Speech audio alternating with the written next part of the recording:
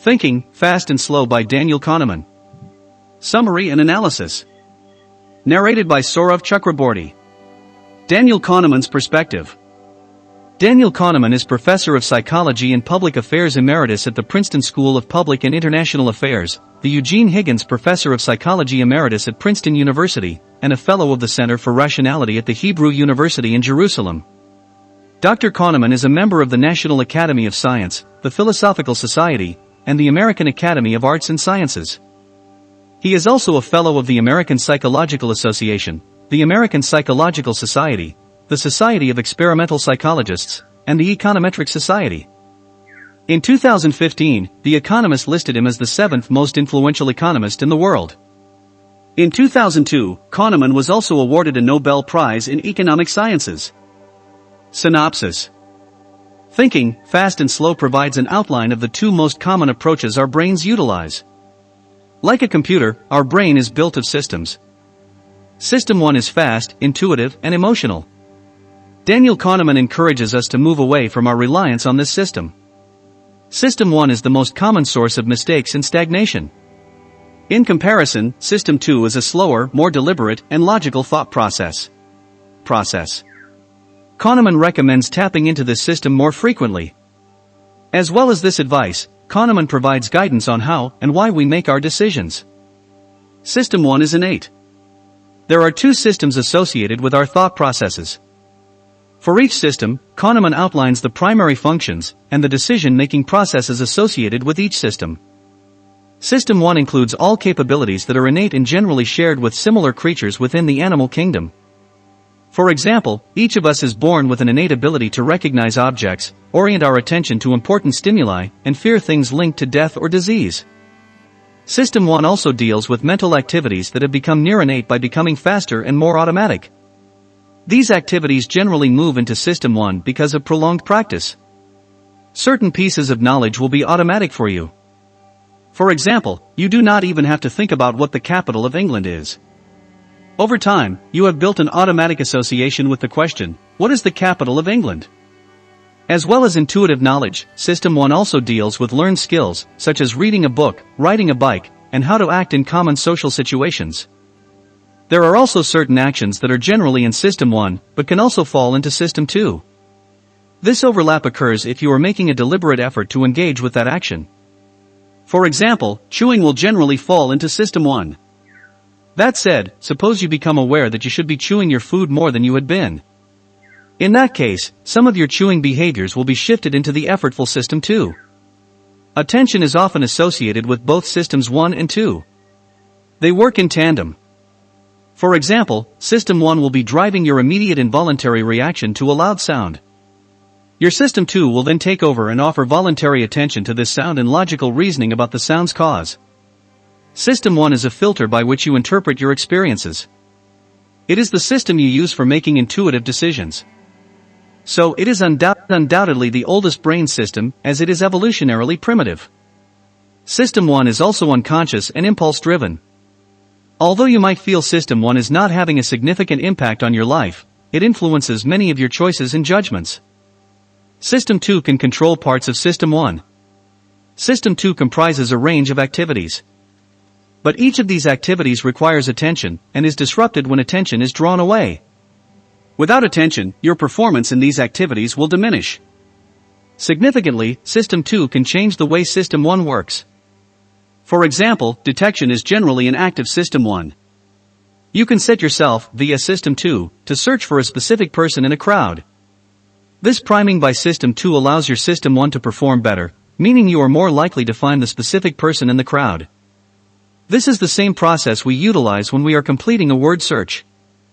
Because System 2 activities require attention, they are generally more effortful than System 1 activities. It is also challenging to simultaneously carry out more than one System 2 activity. The only tasks that can be simultaneously completed fall on the lower limits of effort, for example, holding a conversation while driving. That said, it is not wise to hold a conversation while overtaking a truck on a narrow road. Essentially, the more attention a task requires, the less viable it is to be completing another System 2 task simultaneously. System 2 is younger, having developed in the last several thousand years. System 2 has become increasingly important as we adapt to modernization and shifting priorities. Most of the second system's operations require conscious attention, such as giving someone your phone number. The operations of System 2 are often associated with the subjective experience of agency, choice, and concentration. When we think of ourselves, we identify with System 2. It is the conscious, reasoning self that has beliefs, makes choices, and decides what to think about and what to do. The two systems support each other. Based on the two systems' descriptions, it could become easy to imagine that the systems occur one after the other. Kahneman explains that these two systems are actually integrated and mutually supportive. So, almost all tasks are a mix of both systems and are complementary. For example, emotions, System 1, are crucial in adopting logical reasoning, System 2. Emotions make our decision-making more meaningful and effective. Another example of the two systems working in tandem is when we are playing sport. Certain parts of the sport will be automatic actions. Consider a game of tennis. Tennis will utilize running, which is an innate skill in humans, and is controlled by System 1. Hitting a ball can also become a System 1 activity through practice. That said, there will always be specific strokes or tactical decisions that will require your System 2. So, both systems are complementary to each other as you play a sport, such as tennis. Issues can arise when people over-rely on their System 1, as it requires less effort. Additional issues are associated with activities that are out of your routine. This is when Systems 1 and 2 will become conflicted. Heuristics as mental shortcuts. The second part of the book introduces the concept of heuristics. Heuristics are mental shortcuts we create as we make decisions. We are always seeking to solve problems with the greatest efficiency. So, heuristics are highly beneficial for conserving energy throughout our everyday lives. For example, our heuristics help us to automatically apply previous knowledge to slightly different circumstances. Although heuristics can be positive, it is also essential to consider that heuristics are the source of prejudice. For example, you may have one negative experience with a person from a specific ethnic group. If you rely solely on your heuristics, you might stereotype other people from the same ethnic group. Heuristics can also cause cognitive biases, systemic errors in thinking, bad decisions, or misinterpretation of events.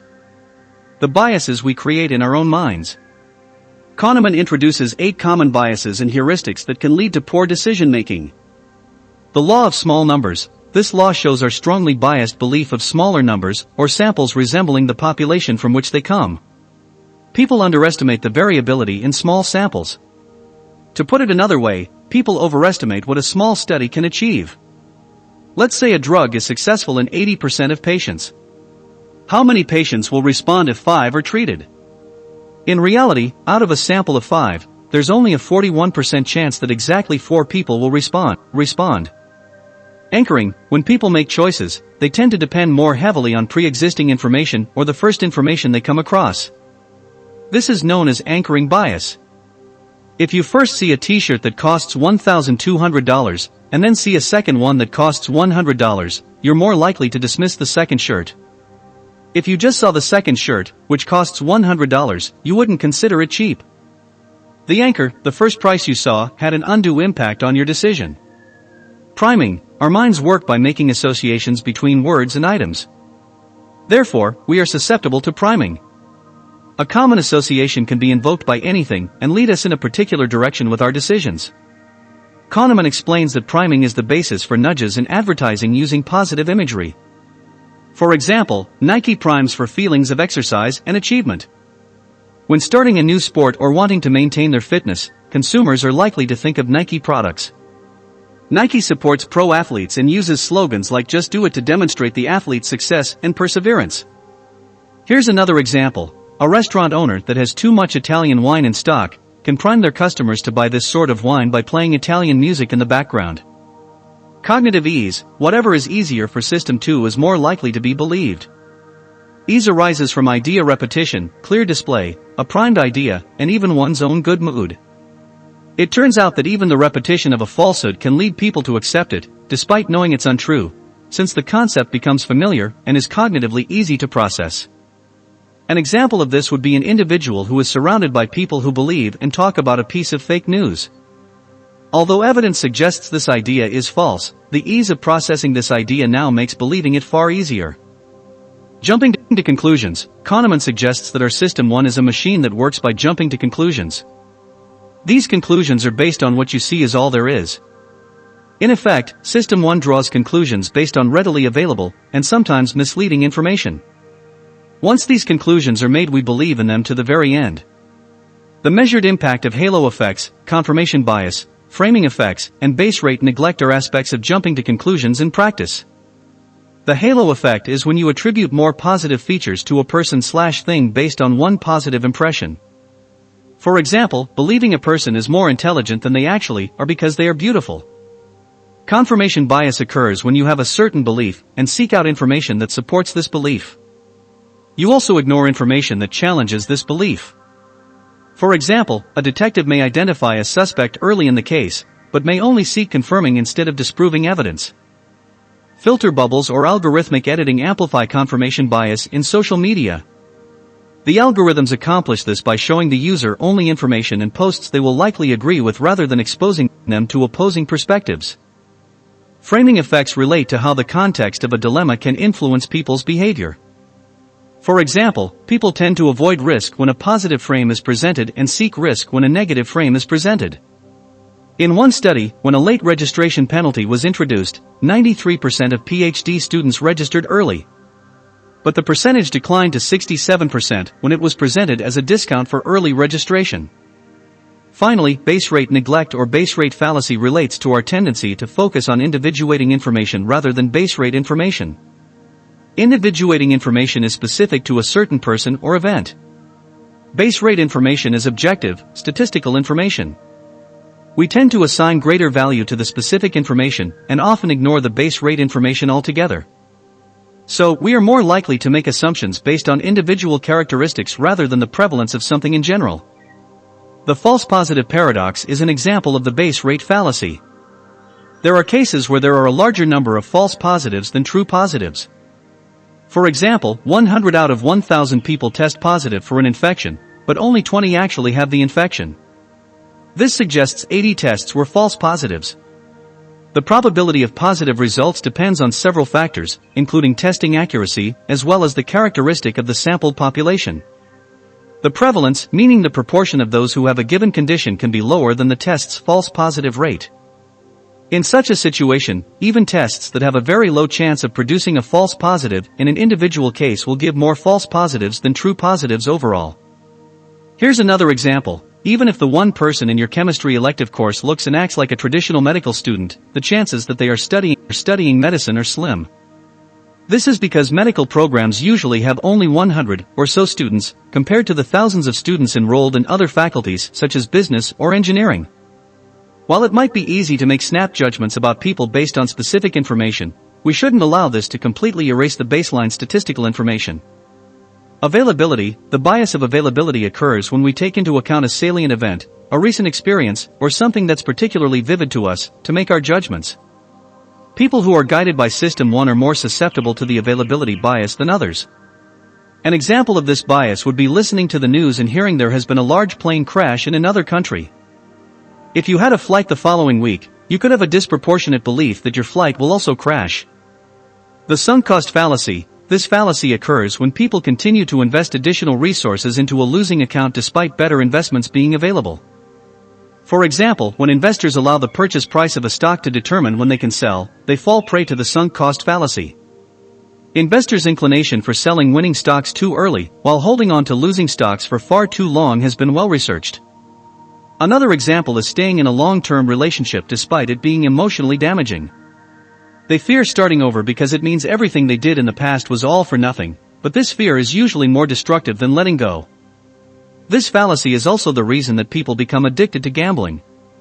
To tackle this fallacy, you should avoid the escalation of commitment to something that could fail. Regression to the mean. Regression to the mean is the statistical fact that any sequence of trials will eventually converge to the mean. Despite this, humans tend to identify lucky and unlucky streaks as a sign of future outcomes, e.g., I have lost 5 slot machine pulls in a row, so I am due a win. This belief is associated with several mental shortcomings that Kahneman considers. Illusion of understanding. We construct narratives to make sense of the world. We look for causality where none exists. Illusion of validity. Pundits, stock pickers and other experts develop an outsized sense of expertise. Expert intuition. Algorithms applied with discipline often outdo experts and their sense of intuition. Planning fallacy. This fallacy occurs when people overestimate the positive outcomes of a chance-based experience because they plan for the occasion. Optimism and the entrepreneurial delusion. Most people are overconfident, tend to neglect competitors, and believe they will outperform the average. Hindsight significantly influences decision-making. Using various elements, Daniel Kahneman shows how little of our past we understand. He mentions hindsight, a bias that has an especially negative effect on the decision-making process. Specifically, hindsight shifts the measure used to assess the soundness of decisions. This shift moves the measure from the process itself to the nature of the outcome. Kahneman notes that actions that seemed prudent in foresight can look irresponsibly negligent in hindsight. A general limitation of humans is our inability to accurately reconstruct past states of knowledge or beliefs that have changed. Hindsight bias has a significant impact on the evaluations of decision-makers. It leads observers to assess the quality of a decision not by whether the process was sound but by whether its outcome was good or bad. Hindsight is especially unkind to decision-makers who act as agents for others: physicians, financial advisors, third-base coaches, CEOs, social workers, diplomats, and politicians. We are prone to blaming decision-makers for good decisions that worked out badly. We also give them too little credit for successful actions that only appear evident after the outcomes. So, within humans, there is a clear outcome bias. Although hindsight and the outcome bias generally foster risk aversion, they also bring undeserved rewards to irresponsible risk seekers. An example of this is entrepreneurs who take crazy gambles and luckily win. Lucky leaders are also never punished for having taken too much risk. Risk aversion. Kahneman notes that humans tend to be risk-averse, meaning we tend to avoid risk whenever we can. Most people dislike risk due to the potential of receiving the lowest possible outcome. So, if they are offered the choice between a gamble and an amount equal to its expected value, they will pick the sure thing. The expected value is calculated by multiplying each of the possible outcomes by the likelihood each outcome will occur and summing all of those values. A risk-averse decision-maker will choose a sure thing that is less than the expected value of the risk. In effect, they are paying a premium to avoid uncertainty. Loss aversion. Kahneman also introduces the concept of loss aversion. Many options we face in life are a mixture of potential loss and gain. There is a risk of loss and an opportunity for gain. So, we must decide whether to accept the gamble or reject it. Loss aversion refers to the relative strength of two motives. We are driven more strongly to avoid losses than achieve gains. A reference point is sometimes the status quo, but it can also be a goal in the future. For example, not achieving a goal is a loss, exceeding the goal is a gain. The two motives are not equally powerful. Failure aversion is far stronger than the motivation to obtain a goal. So, people often adopt short-term goals that they strive to achieve, but not necessarily exceed. They are likely to reduce their efforts when they have reached immediate goals. This means their results can sometimes violate economic logic. Kahneman also explains that people attach value to gains and losses rather than wealth. So, the decision weights that they assign to outcomes are different from probabilities. People who face terrible options take desperate gambles, accepting a high probability of making things worse in exchange for a small hope of avoiding a large loss. Risk-taking of this kind often turns manageable failures into disasters. Because defeat is so difficult to accept, the losing side in wars often fights long past the point that victory is guaranteed for the other side. Do not trust your preferences to reflect your interests. On decisions, Daniel Kahneman suggests that we all hold an assumption that our decisions are in our best interest. This is not usually the case. Our memories, which are not always right or interpreted correctly, often significantly influence our choices.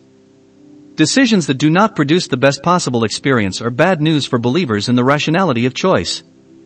We cannot fully trust our preferences to reflect our interests. This lack of trust is real, even if they are based on personal experience and recent memories. Memories shape our decisions. Memories shape our decisions. Worryingly, our memories can be wrong. Inconsistency is built into the design of our minds. We have strong preferences for the duration of our experiences of pain and pleasure. We want pain to be brief and pleasure to last. Our memory, a function of System 1, has evolved to represent the most intense moments of an episode of pain or pleasure. A memory that neglects duration will not serve our preference for long pleasures and short pains. A single happiness value does not easily represent the experience of a moment or an episode. Although positive and negative emotions exist simultaneously, it is possible to classify most moments of life as ultimately positive or negative. An individual's mood at any moment depends on their temperament and overall happiness. Still, emotional well-being also fluctuates daily and weekly. The mood of the moment depends primarily on the current situation. Final summary and review of thinking fast and slow. Thinking fast and slow outlines the way that all human minds work. We all have two systems that support each other and work in tandem. The issue is when we rely too heavily on our quick and impulsive System 1. This over-reliance leads to a wide range of biases that can negatively influence decision-making. The key is to understand where these biases come from and use our analytical System 2 to keep our System 1 in check.